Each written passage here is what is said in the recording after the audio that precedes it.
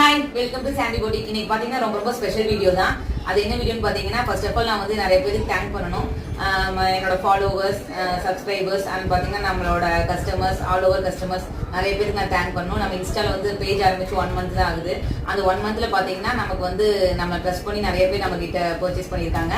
எல்லாருமே most positive comments தான் கொடுத்துருக்கீங்க. யாருமே வந்து பேட் கமெண்ட் இப்போ வரைக்கும் குவாலிட்டி நல்லா இல்லை அந்த மாதிரி யாருமே நமக்கு ரிவ்யூ கொடுத்ததில்லை.